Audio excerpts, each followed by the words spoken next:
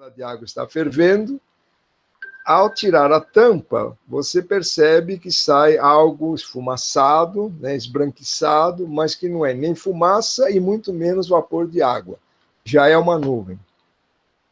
O mesmo acontece com a segunda questão. Quando você tem um dia muito frio, você corre para o box para tomar um banho bem quente e você observa que depois de alguns minutos, tudo fica embaçado. O que aconteceu no box enquanto você estava tentando tomar esse banho? Forma-se uma nuvem, um nevoeiro. E mais exatamente, se quiserem dar um nome, seria nuvem stratus, é aquela nuvem esbranquiçada que deixa tudo embaçado à frente, principalmente quando o nevoeiro é muito denso, que ocorre frequentemente no alto da serra aqui em São Paulo, e que provoca até acidentes por causa da má visibilidade. E aí a pessoa, quando está dentro do nevoeiro, está dentro da própria nuvem, que nós chamamos de stratus. Vamos à terceira. Então, num dia muito frio, a mesma coisa que você observou com a panela de água fervendo, se você estiver bocejando ou abrir a boca ao ar livre num dia muito frio, você repara que sai algo esbranquiçado junto aos lábios. E o que é aquilo? Não é vapor de água e também não é fumaça, desde que você não esteja fumando cigarro. Então, se você simplesmente abre a boca e vê algo esbranquiçado saindo, é sinal que você fabricou uma nuvem instantaneamente, que é o vapor de água quente retido pela sua boca e que, em contato com ar frio, se condensa instantaneamente. Então, você fabricou uma nuvem de uma forma espontânea. Perguntas? Então, vamos seguindo. A mesma situação você encontra quando você abre a porta de uma geladeira ou de um congelador, ou mesmo de um freezer. Se você encontra aquela fumacinha novamente, aquilo não é fumaça e muito menos vapor. Novamente, nós temos uma nuvem. Então, é apenas uma situação diferente para cada caso, mas o efeito final é a produção, é a formação, é a fabricação de uma nuvem. E, finalmente, como deveria ser chamado o trem Maria Fumaça? Não, vocês são jovens, né?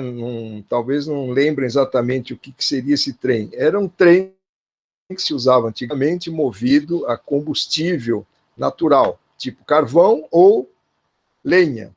Tanto o carvão quanto a lenha, que são usados para provocar a liberação de energia, liberação de calor, durante a combustão se emite também vapor de água que se condensa. E junto com a fuligem, então, que é uma parte escura desses aerossóis, dessas substâncias que saem pela chaminé do trem, você também tem vapor de água. Então, você também poderia chamar o trem, ao invés de Maria Fumaça, Maria Nuvem, que estaria totalmente correto. Podemos continuar?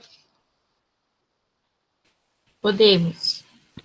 Bom, então agora uma rápida revisada na parte das 10 nuvens básicas, que são as mais comuns que se encontram em qualquer lugar do nosso planeta. Se você estiver na Austrália, no Canadá, nos Estados Unidos, em Portugal, na França, enfim, em qualquer lugar, em qualquer região, você vai encontrar os tipos básicos em todos eles da mesma forma, da mesma aparência.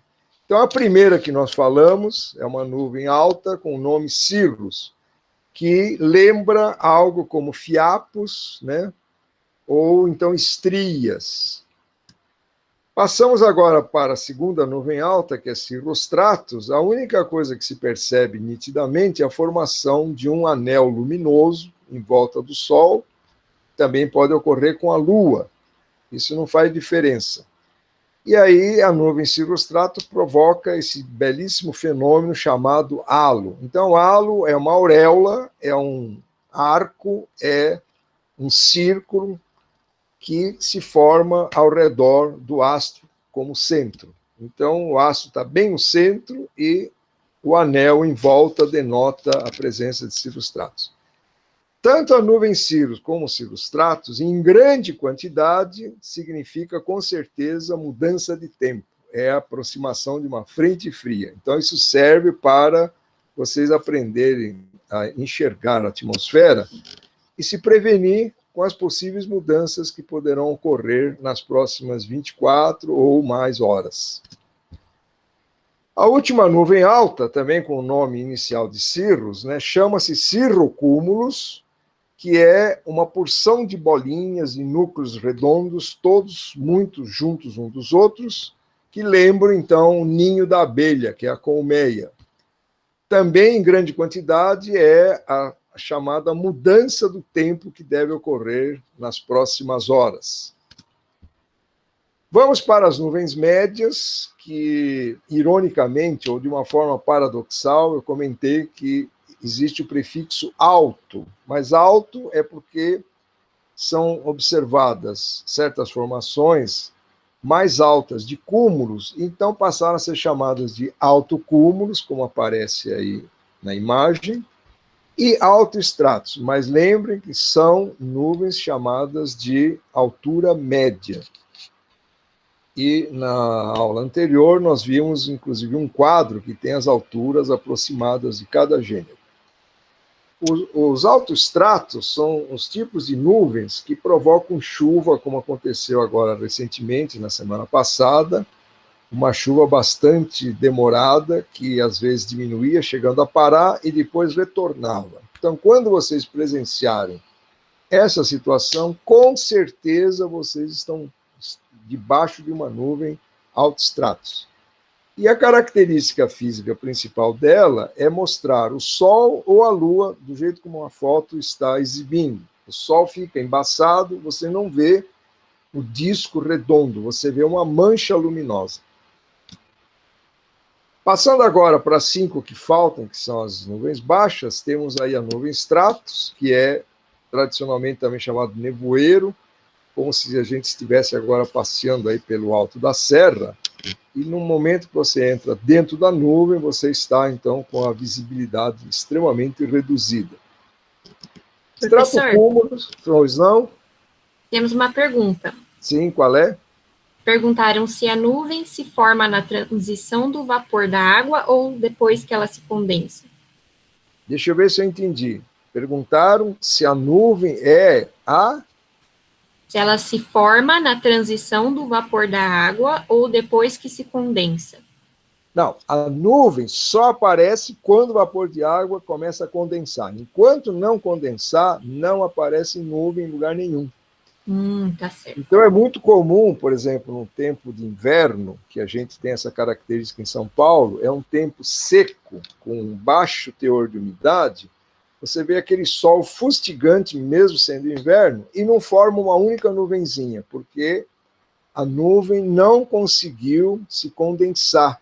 A umidade do ar não foi de concentração suficiente ou temperaturas muito baixas a ponto de condensar. Então, enquanto você não condensar o vapor, nenhuma nuvem pode aparecer.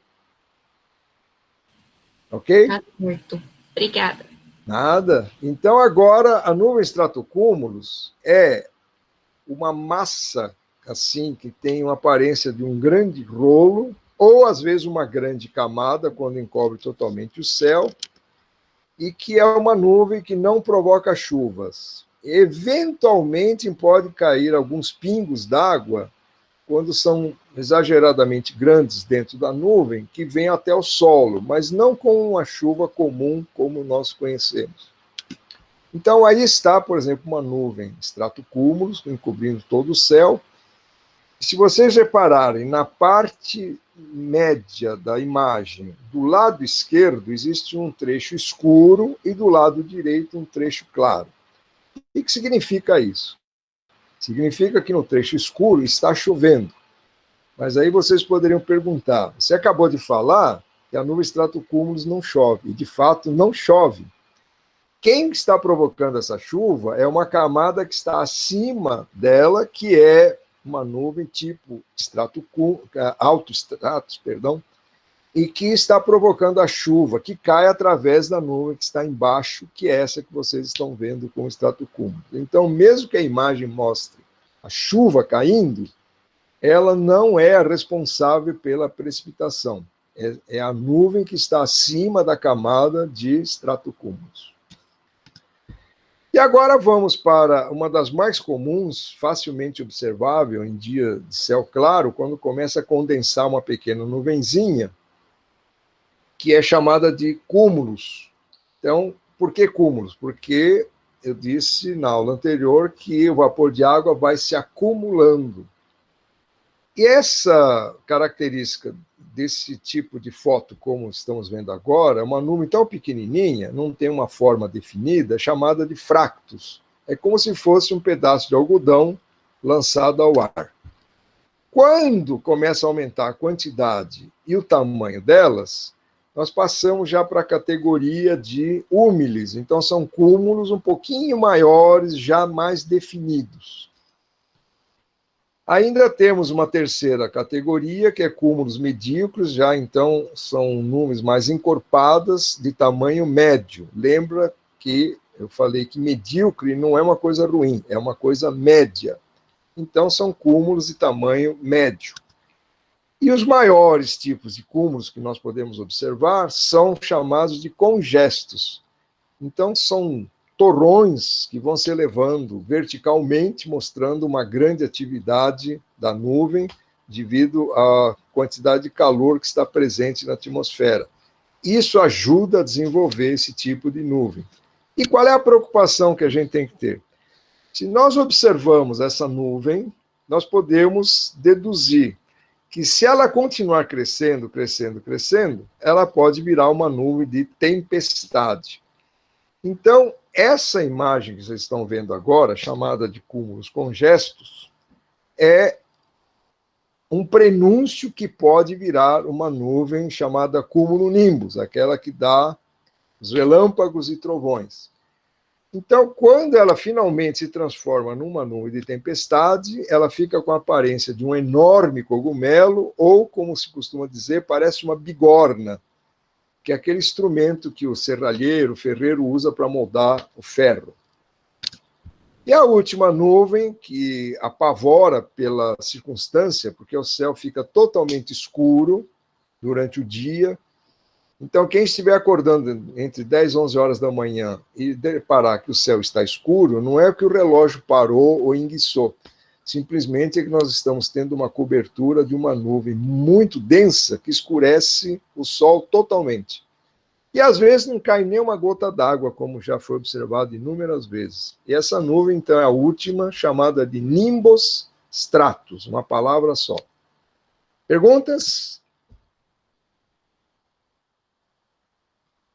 Bem, Tudo então certo. vamos diretamente ao que seria o tema da aula de hoje, para finalizar o nosso curso. Tem muita coisa aproveitável para o vosso dia a dia, para vocês não terem riscos de se exporem desnecessariamente a uma tempestade que tenha raios e trovões. Então, fazendo um rápido lembrete, que meteorologia é o estudo dos meteoros, como nós já fizemos na primeira aula, e meteoros são todos os fenômenos da atmosfera. A classificação deles engloba os fenômenos elétricos, chamados de eletrometeoros, os chamados ópticos, com a letra P. Observem bem que tem a letra P, que são os fotometeoros, ou meteoros luminosos. E eu chamo a atenção de vocês que a tendência de simplificar as palavras gera erros graves. Então, por exemplo, quando você vai a uma loja para comprar óculos, você vai ver o letreiro que está escrito ótica e não óptica. Qual é a diferença? Que numa loja que se escreve ótica, deveria ser algo, né, que atendesse ao ouvido, à audição. E óptico, ou óptica, como deveria ser a palavra escrita corretamente, seria, então, relacionada com óculos, com a visão, com as lentes, etc. Mas, infelizmente, já está tão assim arraizada essa parte que hoje não se considera tão errado escrever óptica sem o P. Vamos agora para a terceira categoria, que é a formação de fenômenos que têm origem com a água. Então, a própria nuvem é um tipo de hidrometeoro, que é um meteoro formado de água. Lembrem que meteoro é fenômeno da atmosfera, portanto, nuvem é um fenômeno atmosférico. Por ser um fenômeno atmosférico, é chamado de meteoro.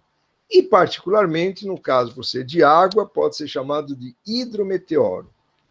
E o último é o que nós vimos através de algumas imagens na aula anterior, sobre os ventos, né, que levantam toneladas e toneladas de partículas sólidas e fazem parte dos litometeoros, também chamados de aerossóis. Muito bem.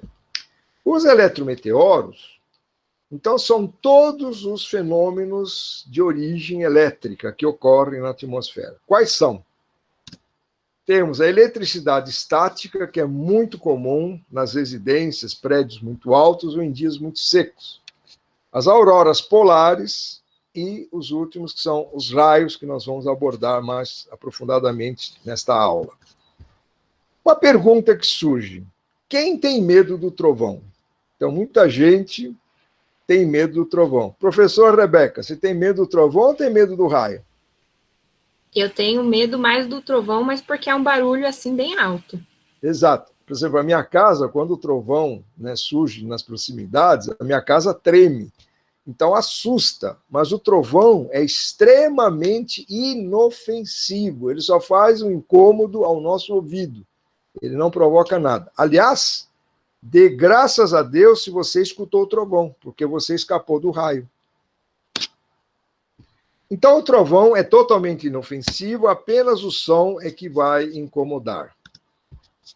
E agora, quem tem medo do raio? Muita gente desafia a natureza se expondo de uma forma perigosa às tempestades elétricas. E o raio, ele não perdoa. Se ele cai numa pessoa, ele pode provocar sérios danos físicos, como até matar a pessoa. Então, o raio, nunca esqueçam, é algo muito perigoso. É impossível prever aonde vai cair, embora tenha algumas preferências. Quais são as preferências dos raios? Cair em lugares altos e pontiagudos, mas nunca se sabe qual vai ser esse local. Então, como ele é fatal, ele pode provocar, se a pessoa escapar da morte, ela pode provocar, né, a queda do raio, queimaduras, e nós vamos ver algumas imagens até um pouco fortes, mas é algo para chamar a atenção de vocês. Se você quiser saber se o raio está longe ou perto, ou qual é a distância até você, é muito fácil. Você multiplica a velocidade do som, que nós convencionamos ser 300 metros por segundo, é um pouco mais, mas para facilitar as contas, vezes o tempo decorrido entre você observar o raio e escutar o trovão. Você pode fazer isso sem relógio, você conta pausadamente. 1, 2, 3, 4, dá mais ou menos o tempo decorrido entre um segundo e outro. Digamos que você contou até 10.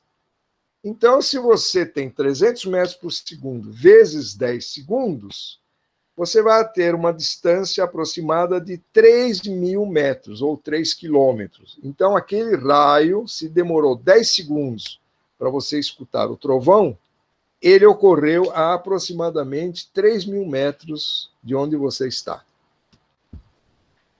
Então, para vocês não esquecerem, a regrinha está aí bem explicada e passamos agora para uma outra característica do raio. Quando o raio está distante, nós escutamos um som muito encorpado, muito desagradável, chamado de som grave. Na acústica é um som que parece assim algo gordo, algo pesado, né? Então é chamado de som grave. E quando ele está próximo, o som é mais sibilante, ele é mais agudo. Então, esse é mais perigoso. Porque se você escutar um som muito agudo, logo em seguida, quando dá o raio, significa que ele está muito perto de você ou acima da sua cabeça, onde você esteja. A eletricidade estática é o excesso de cargas elétricas num determinado corpo. Só que essas cargas, nós falamos na física que elas estão em repouso, por isso que é chamada de eletricidade estática. Quando elas estão em movimento, então chama-se de eletricidade dinâmica. Qual é a diferença entre a estática e a dinâmica? A dinâmica provoca aqueles choques desagradáveis, principalmente se você colocar erroneamente a mão em fios desencapados que estejam ligados à corrente elétrica, você pode levar choques desagradáveis e às vezes até perigosos. E a eletricidade estática, ela dá pequenos choques, são chamados de mini faíscas ou mini raios, quando você está com excesso de carga elétrica. Então, por exemplo, alguns objetos metálicos, como chaves, ferramentas, né, roupas de lã que não são metálicas, mas acumulam carga eletrostática, e os próprios veículos que em movimento adquirem excesso de cargas. Por que acontece isso? Muito simples. Quando você se movimenta muito rapidamente, você começa a ter o atrito do ar com a parte externa do seu corpo.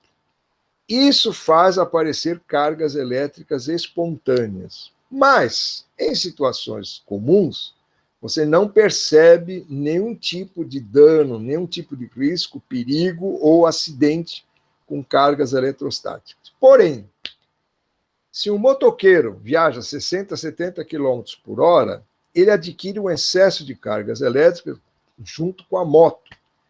E, às vezes, quando ele vai dar novamente a partida na moto, que está ainda carregada com esse excesso de cargas elétricas, ele pode tanto transmitir como levar um choque. Um dos dois que esteja com excesso de carga passa para o que está sendo contactado. Duas pessoas que tiverem cargas elétricas diferentes, uma, ao cumprimentar a outra, transfere as cargas que vão se equilibrar. Então, as duas vão perceber que estão levando um pequeno choque. Se você estiver num dia muito frio, à noite, e for tirar um pullover de lã, você vai escutar um pequeno ruído, né, um chiado, que são as pequenas faíscas que são decorrentes da roupa que estão com excesso de cargas elétricas. Pessoas que vivem em apartamentos muito altos, acima do 10º, do 20º, 30º andar, principalmente em prédios altíssimos, tem muito problema de conviver com eletricidade estática, porque ela vai pôr a mão na maçaneta da porta e leva ou transfere cargas, tanto faz, mas ela leva um choque, é a transferência de cargas em excesso. E é muito difícil conviver com esse problema, né, todo dia. O filme plástico que vocês usam em casa para colocar alimento e guardar no freezer ou na geladeira, quando ele vem originalmente embalado de fábrica, ele é produzido numa atmosfera seca que cria excesso de cargas elétricas. Então, ele é enrolado e as cargas ficam presas dentro do rolo. Quando você tentar puxar o filme, você vê que é difícil abrir. O que segura? Qual é a força que dificulta a abertura ou a soltura do filme? É excesso de cargas elétricas. Eu ia fazer, antes de a gente dar sequência, então, a pergunta. Sim. Perguntaram se você poderia explicar novamente sobre as mini faíscas entre duas pessoas. Sim, é algo que você, tendo mais cargas do que a outra pessoa que você vai cumprimentar, ou ela ter mais cargas que você, tanto faz, uma vai passar para a outra, para dar o equilíbrio. Depois que deu essa faísca, esse pequeno contato, as cargas se neutralizam. Então, os dois ficam com a mesma quantidade de carga, aí ninguém mais passa choque um para o outro. Enquanto existir excesso de carga elétrica num dos corpos, você vai ter esse contato físico que vai provocar uma mini faísca. Ficou claro ou ainda tem dúvidas? Eu acho que ficou claro, professor. Muito obrigada. Duas pessoas, então, com cargas diferentes, uma transfere para a outra. Isso é lei da natureza, né? Quem tem mais passa para o outro que tem menos, que é a tentativa de equilíbrio. Bom, então, continuando, eu falei agora há pouco do filme plástico, que é uma característica de um produto que serve para embrulhar alimentos, e ele só funciona se ele estiver seco. Se você molhar, borrifar água, ele perde totalmente a aderência. Então, ele não cola, ele não gruda em nenhuma substância, ele fica sem utilidade. Um terceiro tipo de eletricidade estática, chamado fogo de San Telmo, talvez vocês nunca tenham ouvido falar, mas é um fenômeno curioso, que é excesso de cargas na própria atmosfera, mas só que cargas eletrostáticas. E o quarto, que aparece em seguida, que é das erupções vulcânicas, que nós vamos mostrar através de fotos, que é possível você observar raios em nuvens que não são daquelas de tempestades. E a última parte, referente à eletricidade atmosférica, também está ligada aos terremotos, onde a movimentação de terra, né, de terrenos, ou placas tectônicas, como se fala em geofísica, provocam o aparecimento de cargas elétricas, dando uma luminosidade, dando clarões. Isso, então, nós vamos ver. Então, vamos começar com o fogo de San Telmo, que pode ter uma coloração azul ou cor-de-rosa, caso, né, a eletricidade seja positiva para um ou negativa.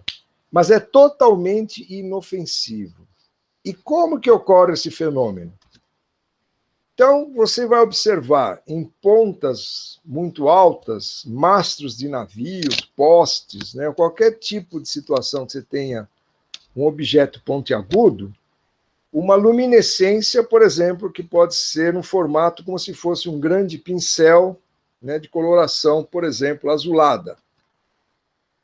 Em mastros de navios, que é onde foi originado esse nome de San Telmo, é onde se observou pelas primeiras vezes. Então, aí existe uma reprodução de uma caravela com um monte de feixes luminosos saindo de todas as pontas dos mastros, tanto os verticais quanto os horizontais. E por que surgiu esse nome de San Telmo? Então, esse fenômeno foi registrado pela primeira vez, embora já tivesse ocorrido antes, mas o registro oficial, pela primeira vez, foi num dos diários de Cristóvão Colombo, durante as viagens famosas que ele fez com as caravelas. Como era um fenômeno inofensivo, os marinheiros, na ingenuidade da interpretação que eles tinham, eles acreditavam que a presença desse fenômeno elétrico era atribuída ao santo protetor dos marinheiros, chamado de Santo Elmo, ou às vezes também chamado de Santo Erasmo. E acabou sendo, então, vinculado o nome de Santo Elmo a um fenômeno meteorológico de origem elétrica. A eletricidade estática provoca coisas curiosas, como, por exemplo, um garoto que está numa situação normal, sem excesso de cargas, e quando o excesso de cargas, de repente, levanta o cabelo dele instantaneamente. Isso pode ser feito em laboratórios de física que tenham um gerador de cargas elétricas chamado de Van der Graaf, onde, então, as cargas que se repelem fazem com que o cabelo fique totalmente armado, como mostra essa foto. Bom, agora vem algo muito importante para vocês aproveitarem esse item. Se você estiver debaixo de uma tempestade e observar que o seu cabelo levanta, você pode estar sendo submetido a um raio que pode cair de uma forma fatal sobre a sua cabeça. Então, vejam esses dois rapazes, dois adolescentes, que estavam até se divertindo, achando engraçado o cabelo ficar em pé, e estava ocorrendo uma tempestade. Lamento dizer, mas é uma foto trágica, porque alguns segundos depois da foto, um raio caiu na cabeça e matou os dois. Isso é, então, algo muito perigoso de uma pessoa fazer. Expor-se a uma tempestade sem necessidade. Então, os dois adolescentes, lamentavelmente, não conheciam o perigo e acabaram sendo vítimas do raio que caiu sobre eles. As erupções vulcânicas, então, como acabei de falar, fazem surgir faíscas elétricas durante a emanação daquela fuligem que, além de ser quente, ela vem com excesso de cargas elétricas. Então, esses raios são semelhantes às nuvens como no nimbus, só que não provocam trovões que faz aquele barulho desconfortável. E, finalmente, os terremotos, que estão envolvidos com uma enorme quantidade de energia quando a Terra se mexe, que libera, então, também uma grande quantidade de cargas elétricas. E aí você pode observar nos locais onde estejam ocorrendo essas rachaduras, essas separações de terras, clarões facilmente avistados à noite. Durante o dia é difícil, porque a claridade atrapalha. Então, são clarões observados em algumas regiões de terremotos que causou bastante medo, né, e susto nas pessoas que observaram essa situação. Todos eles são tipos de clarões produzidos em terremotos.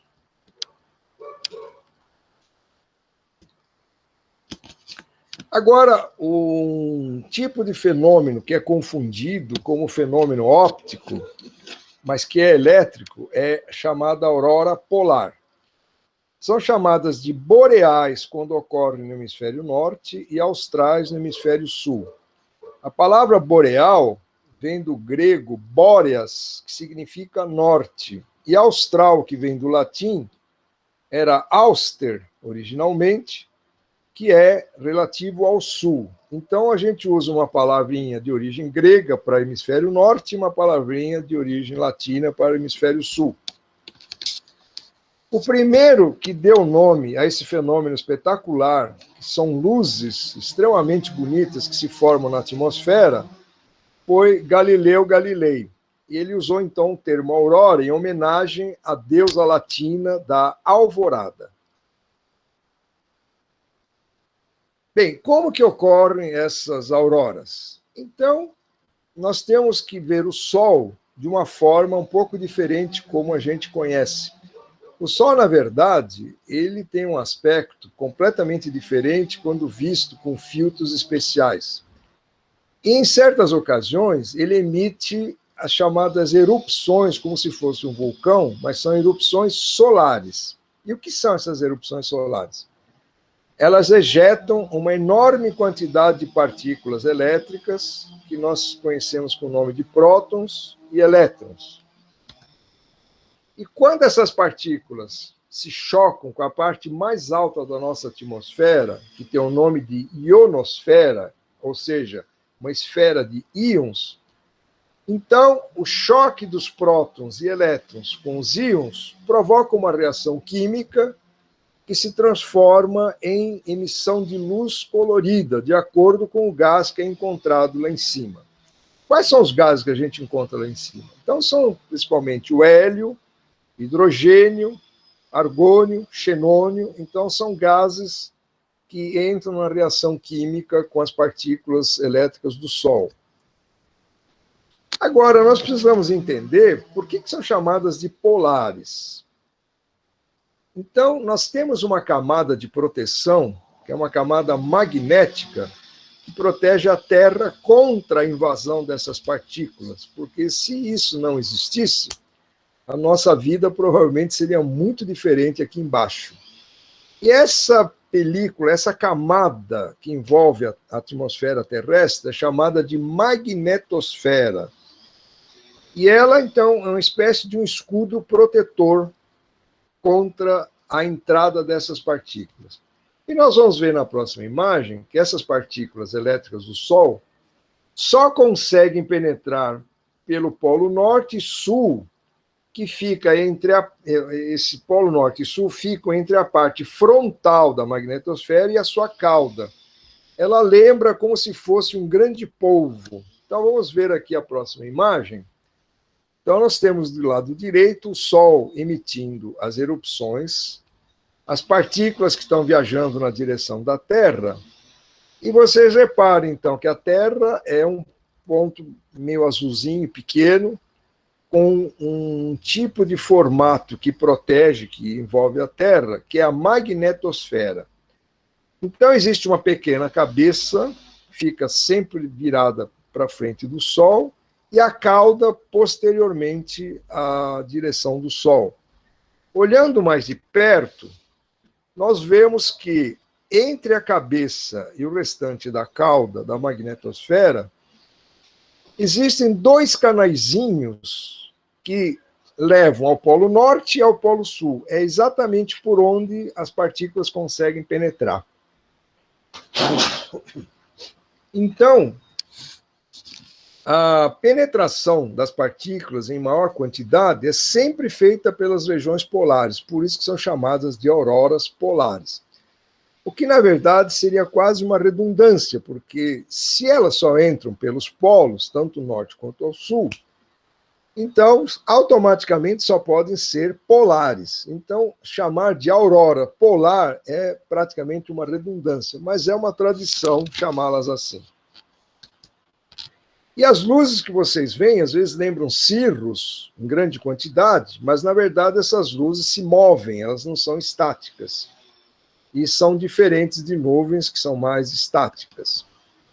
E são coloridos espetaculares que podem ser observados sempre que aparece esse fenômeno.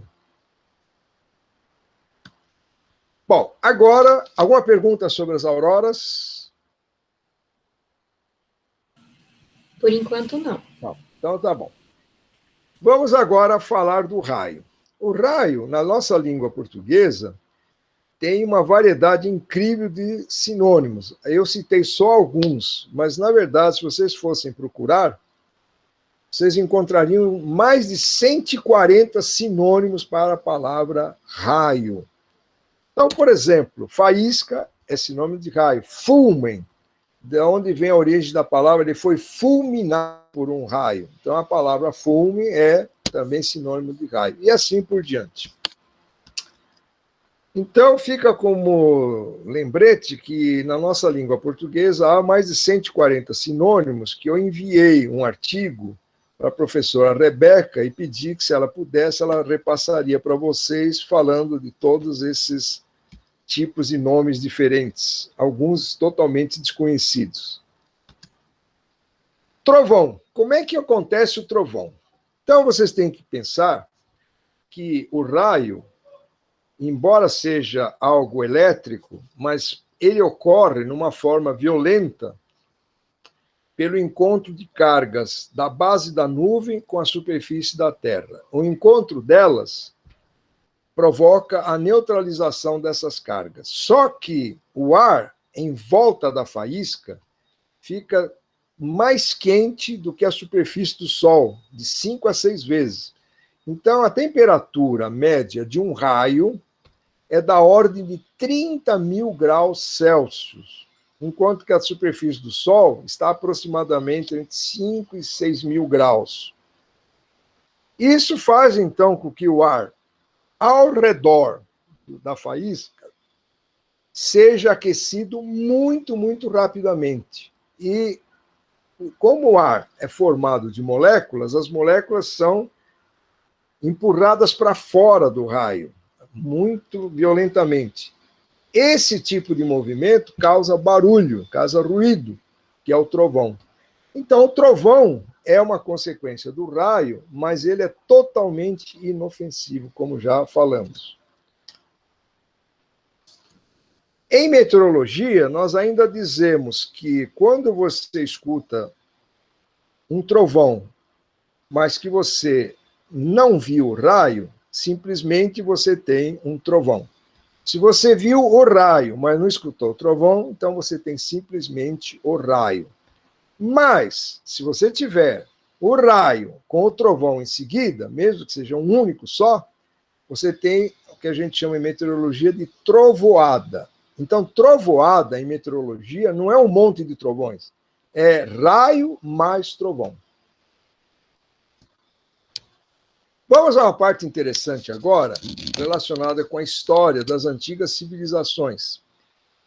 Todos os antigos, inclusive os presentes, que ainda habitam na Terra, muitos têm medo, né, respeitam, né, outros debocham dos relâmpagos, mas, como eu comentei, relâmpago é algo perigoso.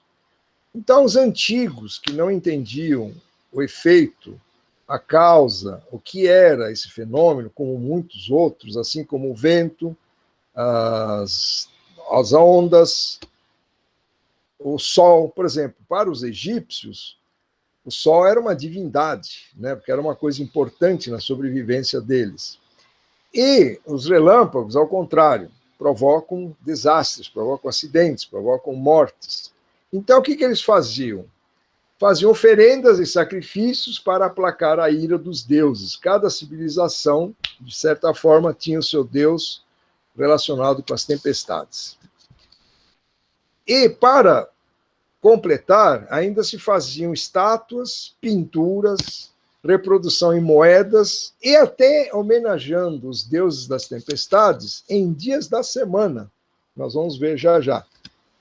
Então, na antiga Grécia, existia uma estátua muito imponente, toda recoberta de ouro e pedras preciosas, do mais famoso e poderoso deus da antiguidade mitológica, que era Zeus.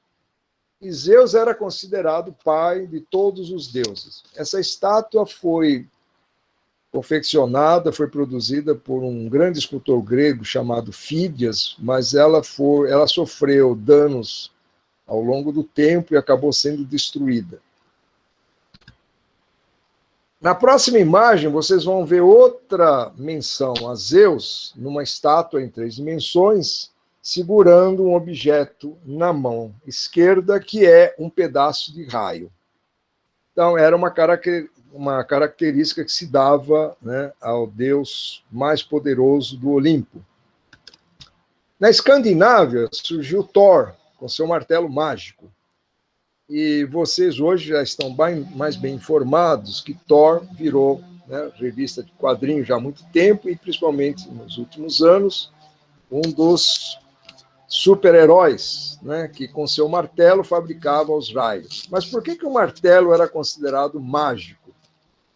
Bom, eles criaram essa história do Thor na antiga Escandinávia, que é uma lenda de mais ou menos 1.200 anos, para tentar explicar por que dava mais de um raio, 2 ou 3 ou 10 ou quantos fossem necessários. Então, o Thor, ele tinha um martelo que, quando era lançado na direção da Terra, provocava um raio, mas imediatamente o martelo voltava para sua mão. Era como se fosse um bumerangue, que é aquele objeto que se usa, né, que ele vai e volta para você mesmo. E aí ficou essa lenda tradicional que originou, então, histórias em quadrinhos e filme.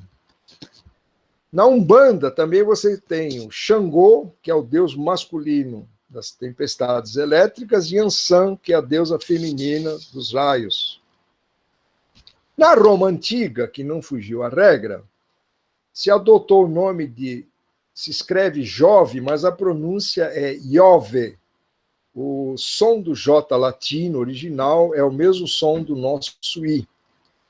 E Jove, se a gente for falar uma pronúncia portuguesada, era nada mais, nada menos que o planeta maior conhecido já naquela época, que era Júpiter. Então, Júpiter, em latim, era Jove. E esse Jove, então, era o deus das tempestades dos romanos. Os romanos tinham grande pavor das tempestades, principalmente dos raios. Então, veja que interessante.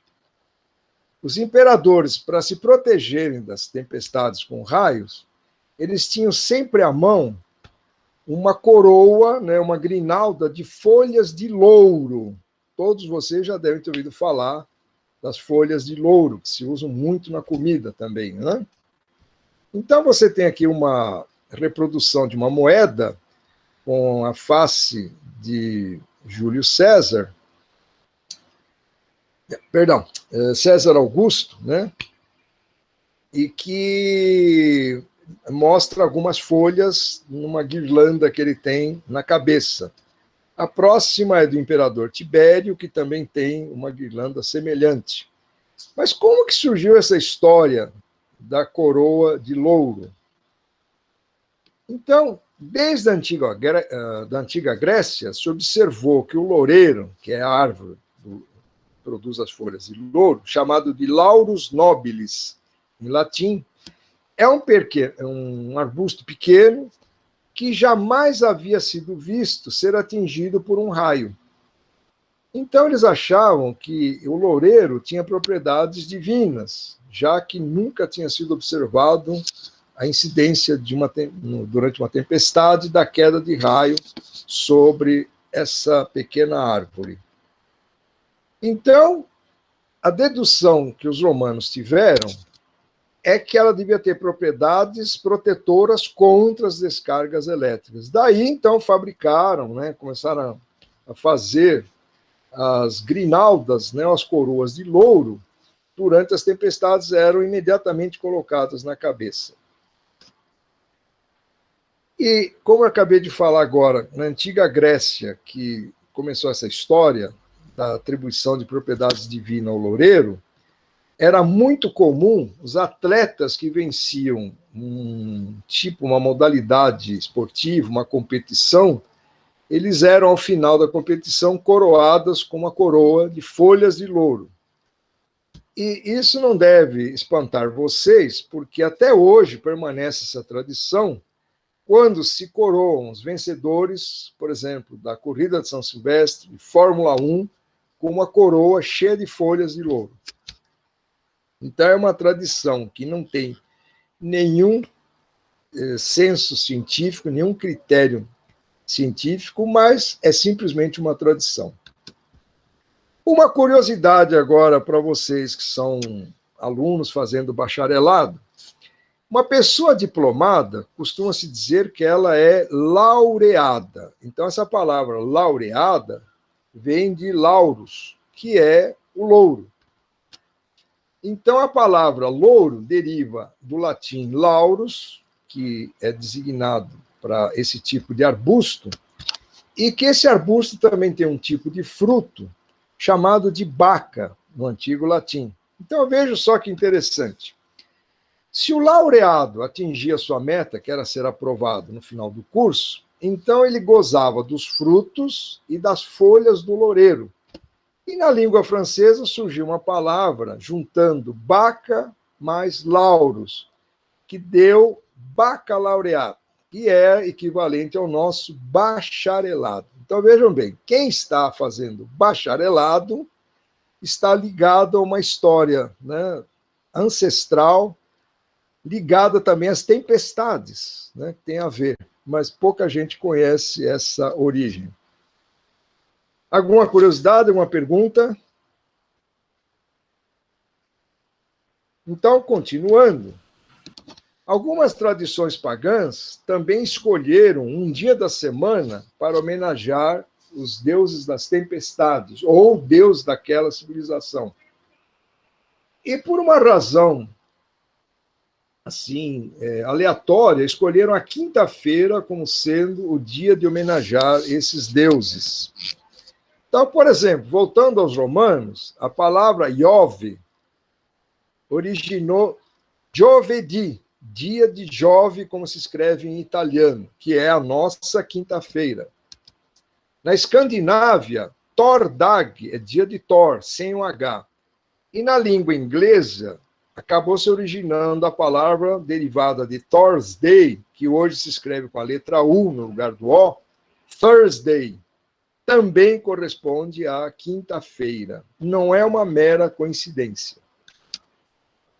Uma exceção está ocorrendo com a nossa língua. Então, a língua portuguesa, quando o catolicismo começou a avançar em Portugal, por ocasião da Páscoa, foi adotada uma semana inteira de feriados, coisa que nós preservamos até hoje. Então, na faculdade, nós não temos aula na Semana Santa. E aí, voltando para o antigo latim, A palavra ferie, como se escreve AE, tudo junto, se pronuncia ferie, é feriado ou descanso. Então, ninguém poderia trabalhar na Semana Santa. Só havia exceção para sábado e domingo, por causa da religião, que era reservado para atividades solenes. E aí, no caso de Portugal, tirando o sábado e o domingo era o primeiro dia, acabou ficando, então, o segundo dia, segunda-feira, que deriva de férie. Terça-feira, quarta, quinta e, finalmente, sexta-feira. Então, é uma das raras línguas que tem uma origem cristã, tem uma origem católica, ao contrário das outras que ainda têm uma origem pagã. Então, a língua portuguesa é uma das raríssimas exceções com relação aos dias da semana. Na Escandinávia, então, nós encontramos Torsdag, na Holanda, Dondersdag, Donder é trovão em holandês. E na Alemanha é muito parecido, é Donnerstag, então, dia do trovão. Enquanto nós estamos aqui conversando, nós temos aproximadamente 1.800 tempestades ocorrendo em cada instante. E um total de 44 mil por dia. Isso é um dado meteorológico global. Então, como eu acabei de falar, enquanto nós estamos conversando, pensando em alguma coisa, estão ocorrendo uma média de quase 2.000 tempestades no nosso planeta. Essa é uma estatística meteorológica real. E ao longo de um dia, seja aqui ou seja acolá, ocorrem 44 mil tempestades também, em média, em todo o planeta. A Amazônia tem um alto índice de incidência de tempestades, porque está numa faixa que propicia a formação de tempestades. E a quantidade de calor e vapor de água que é emitido na atmosfera, principalmente pela floresta, colabora para a fabricação de cumulonimbus. E a média anual que se tem de tempestades na Amazônia é 165 dias por ano. Se vocês pegarem a nossa estação meteorológica, que é do IAG, fica situada no Parque Estadual das Fontes de Ipiranga, pertinho da rodovia Imigrantes, quase no começo, em frente ao zoológico, nós temos uma média de 85 dias por ano. Então, existem anos que a média cai para 65 e existem anos que vai para 105, por exemplo. Então, a média fica em torno desse valor de 85 dias por ano.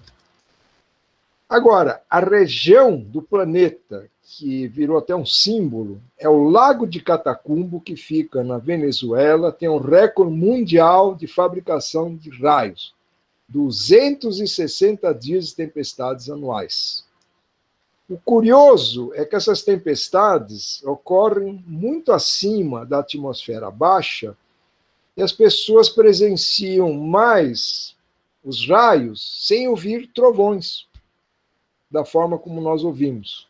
É um fenômeno que ainda não se conseguiu explicar facilmente por que tem essa frequência exagerada de tempestades. Elas chegam a durar, às vezes, mais de 9 horas seguidas. O potencial, em termos de voltagem, que um raio pode ter, conforme o tamanho dele, conforme a quantidade de cargas, é algo que fica entre 100 milhões e 1 bilhão de volts. É muita voltagem para um raio só. Por isso que ele tem um efeito poderoso, né, de destruição. A corrente que é originada a partir da fabricação de um raio chega a ser de 30 mil amperes e que pode atingir 300 mil amperes. Então, por isso que é muito difícil sobreviver a descargas elétricas, mas já houve pessoas que foram atingidas de uma forma mais fortuita, menos agressiva, e conseguiram escapar da queda de um raio. Se vocês tivessem condição de armazenar essa energia que o raio tem, um raio poderia, por exemplo, iluminar, acender lâmpadas, né, de 100 watts, mais ou menos umas 30 mil instantaneamente. Mas o problema é que o raio é aleatório e não dá como você armazenar. E o raio vem daquelas tempestades que nós chamamos de cumulonimbus, que, por sua vez, são originadas de nuvens inofensivas, como nós falamos no começo da aula anterior, que eram nuvens cúmulos, que são aparentemente inofensivas, crescendo, crescendo, até virarem um grande cogumelo. E aí já deixa de ser cúmulos, vira cumulonimbus. Então, essa é a única nuvem tradicional que solta raios e trovões. Então, essa imagem já foi vista na aula anterior, estou apenas repisando para a gente poder gravar bem de memória. Aqui vocês estão vendo agora uma nuvem dessas muito longe, lá no horizonte. E por que ela está com esse tom alaranjado ou cor-de-rosa? É porque o Sol praticamente já se pôs, mas como ela é muito alta, ela está refletindo os últimos raios solares que ainda são visíveis na parte mais alta. Aqui nós temos, então, dois grandes cogumelos numa vista aérea, que são facilmente distinguidos, né, entre os cúmulos que estão nas proximidades. Quem está debaixo de uma nuvem de tempestade, tipo cumulonimbus, não precisa sair para ver se a nuvem é essa mesmo. Basta você observar a presença de um raio ou simplesmente escutar o trovão. Você já tem certeza que a nuvem que está acima da sua cabeça é uma nuvem cumulonimbus. Como que acontecem as descargas? Então, as descargas ocorrem num esquema muito simplificado, conforme mostra essa figura. As cargas elétricas que vão sendo geradas dentro da nuvem pelo grão de gelo, que é o granizo, que se move para cima e para baixo, para cima e para baixo, pelas correntes ascendentes e descendentes, criam-se cargas eletrostáticas que se distribuem no topo da nuvem, no meio da nuvem e na base da nuvem. À medida que a quantidade dessas cargas aumenta, a própria nuvem não consegue mais suportá-las. E chega um momento em que as cargas, por exemplo, negativas, atraem as cargas positivas que estão na superfície terrestre, e o encontro das duas gera a neutralização na forma de um raio. Então, toda vez que um raio ocorre, ele neutraliza milhões e milhões de cargas elétricas. Mas como essa atividade é muito intensa, então novas cargas surgem, novas situações ocorrem e novos raios vão acontecer. E agora vamos ver os tipos de descargas que a maioria das pessoas desconhece. Mas então temos descarga dentro da nuvem, que é chamada intranuvem. Você vê o clarão, mas não vê o raio. Você pode ter a descarga da nuvem para o solo. Aí você vê nitidamente a presença de uma faísca luminosa gigantesca. Mas você pode ter também o contrário, a faísca que sai do solo e atinge a nuvem, dependendo de que tipo de carga você tem na base e que atrai carga contrária na superfície da Terra. Novamente, uma carga, né, que se revela ser, né, do solo para a nuvem, então o raio que se produziu através dessas cargas elétricas saiu do solo e atingiu o topo da nuvem na base, né?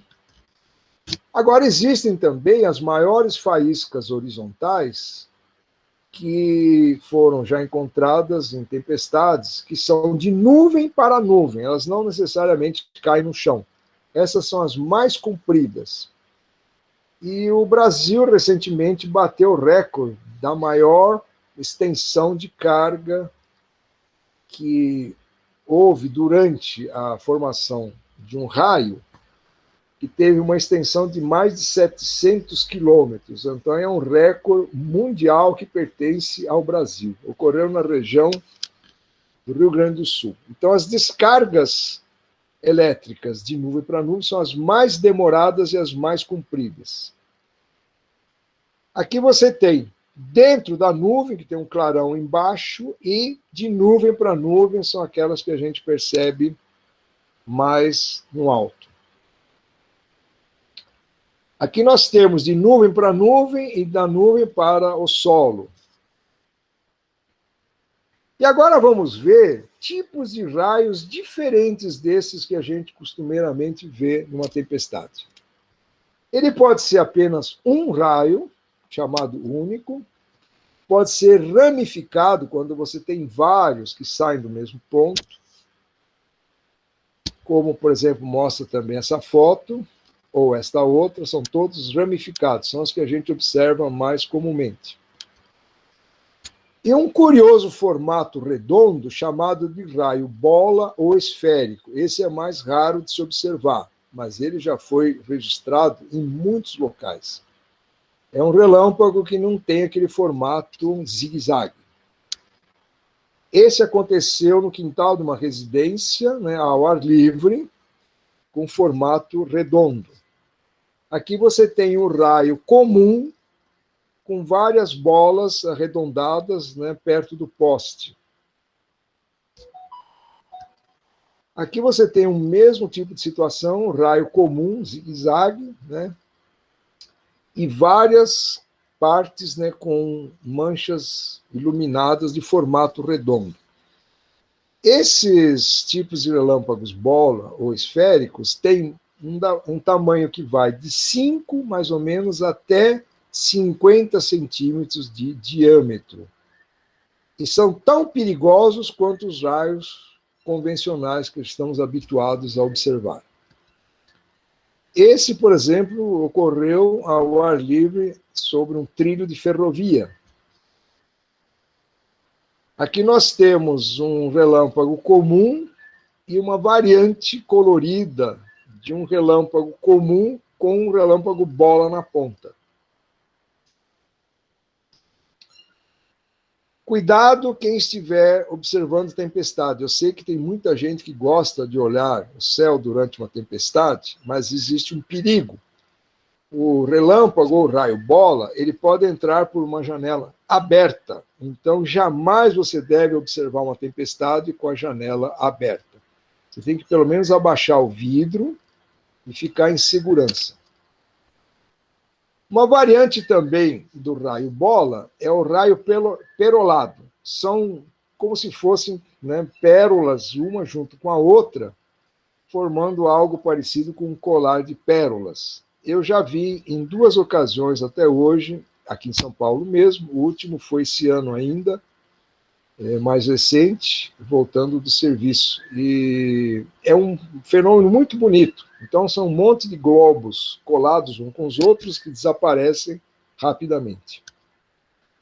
Um outro bastante raro é o chamado raio chapeado ou torpedo, que ele lembra como se fosse um torpedo ou uma nuvenzinha, mas é um raio produzindo luz e barulho. Agora, vocês devem ter reparado que em certos dias você vê o raio tremulando. Parece que ele está tremendo, né? Então, se descobriu, usando máquinas fotográficas rotativas, de alta rotação, que o raio, na verdade, ele não é um. Ele é uma sucessão de raios paralelos, com uma diferença de milésimos de segundo. Isso dá, então, a sensação que ele está piscando, está tremulando. Então, a próxima imagem mostra um raio mais grosso e um outro mais fino, imediatamente juntos, né, bem próximos um do outro. A mesma coisa ocorre nessa próxima imagem. Então, isso é que dá a sensação que o raio está tremendo, está piscando. Agora vamos falar das superfaíscas. As superfaíscas foram observadas em uma situação muito especial na década de 90, quando os astronautas, fazendo suas viagens ao redor do planeta, conseguiram observar clarões no alto das nuvens e tempestades, que são os cumulonimbos. Isso nunca tinha sido visto daqui de baixo, porque como a nuvem é muito densa, é muito grande, esse clarão só aparece no topo, que é algo que a gente não consegue enxergar daqui da superfície. E os astronautas tiveram essa visão privilegiada. Então, eles detectaram descargas azuis, chamadas de Blue Sprite, descargas avermelhadas, chamadas de Red Sprite, Sprite é descarga, um tipo de descarga diferente, redonda, chamada de Elvis, que nós vamos ver daqui a pouco, e uma última chamada de gnomo. Esses nomes são utilizados dessa forma ainda, originalmente, na língua inglesa, não tem tradução.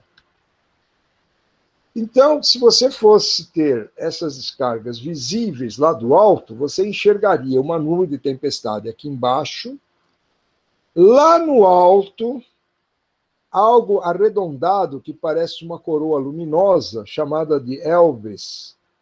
Depois, mais abaixo, os sprites que podem ser de coloração avermelhada ou cor-de-rosa e os azuis mais embaixo.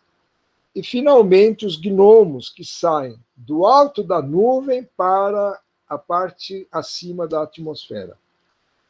Então, dá para vocês perceberem a posição de cada um. Então, por isso que foi muito difícil descobrir esse fenômeno, devido à dificuldade natural que a gente tem, né, de enxergar a Terra fora do nosso planeta.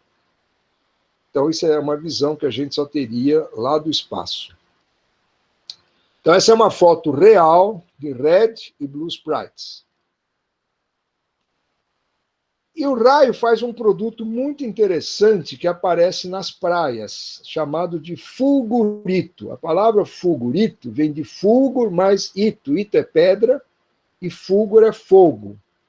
Então, é a fusão da sílica, que é a areia, que ela derrete mais ou menos a 1.200 graus, e nós falamos que o raio tinha mesmo quantos graus Celsius?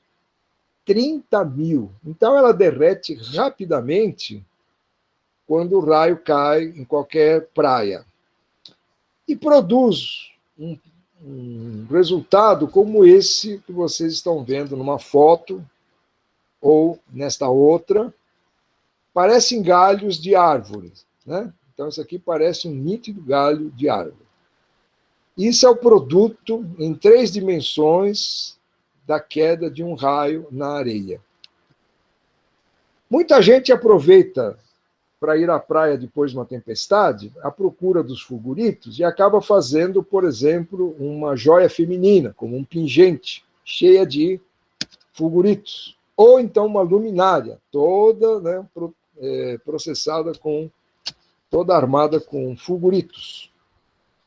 E quando o raio atinge uma pedra, uma rocha firme, ela derrete rapidamente parte dessa rocha, mudando a cor. Então, essa cor escura que vocês estão vendo nessa imagem é causada pela queda de raio durante uma tempestade. O maior fulgurito que já se conseguiu encontrar foi um fulgurito de 12 metros, que tem o mesmo formato do próprio raio, que caiu numa região que estavam fazendo escavações de pedra de granito.